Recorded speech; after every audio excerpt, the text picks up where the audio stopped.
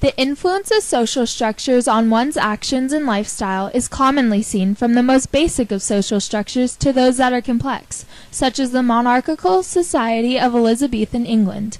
In the Elizabethan era of the 1600s, Western societies had rigid social structures in which one was born into. One's class determined their occupation, house, and even their clothes. The most important decisions went to those that were in the highest ranks of society. Social divisions are manipulated into values of trust, luxury, and power. Seemingly, everyone strives to attain this high status in hopes of becoming more accepted into the pristine lifestyle of others. However, it is with great difficulty that a rare few rise up in society. This concept is seen in William Shakespeare's play, Othello, which implements a social structure based on one's achievements. The desire for the most achievements, and thus highest social ranking, is a central motive for the characters in Othello, because it is assumed that social status is the most important part of one's identity. This, in turn, results in the development of the theme that a person's position in society can determine their actions and motives in life. The rigid social structure implemented in the society of Othello inspires Iago's devious and cynical behavior. Iago understands that the only way to gain power and wealth in society is to scheme and manipulate anyone, even the ones he loves. Thus, Iago undermines multiple characters to fulfill his plans and achieve his goals of destroying Othello and Cassio in order to steal their positions. Many times, Iago informs the audience of his evil mastermind, creating dramatic irony and suspense. His depraved tactics are revealed in Act 1, Scene 3 during his soliloquy in which he constructs his awful plan. Iago reveals his intentions are to get Cassio's place and to plume up his will in double knavery. Iago plans to use Cassio as a pawn to bring Othello down, which will result in Iago looking remarkable and then gaining Cassio's high military status. Iago admits that this is an act of double knavery, or dirty, mean tricks. Iago is aware that he is being cruel, but he also knows that in order to rise up in society, he must follow through with his evil plan. Shakespeare conveys an intriguing theme through the character of Iago, who reflects other people who use ruthlessness and schemes to increase their power, such as Machiavelli and Genghis Khan. Iago's character demonstrates that there are some people that are willing to scheme to gain power, especially when they live in a society with distinct classes, such as the one in Othello. Iago's dream is to heighten his social status, a difficult task, one that he believes can only be fulfilled by ill-hearted plans.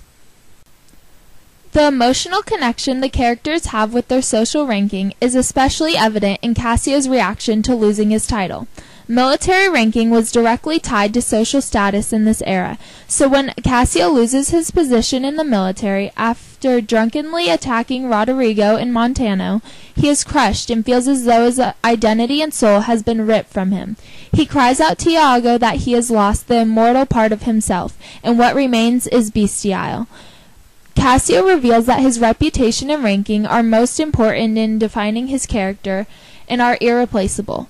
The amount of importance he holds in his status illuminates his general assumption that social hierarchy is a measure of how great an individual is. His mental and emotional attachment to this idea is a perfect example of how wound up the characters are in their reputation and status. This supports Shakespeare's theme that the social position of an individual greatly determines their motives and actions. Another example of the correlation between social structure and motivation is found in the protagonist, Othello. Society's strain on the importance of status drives Othello into a madman trying to preserve his ranking. Othello is very high up in society and yet still obsesses over the need to be on top. The entire play is based around trying to get as high up as you can be, and Othello is no exception, even with his military title.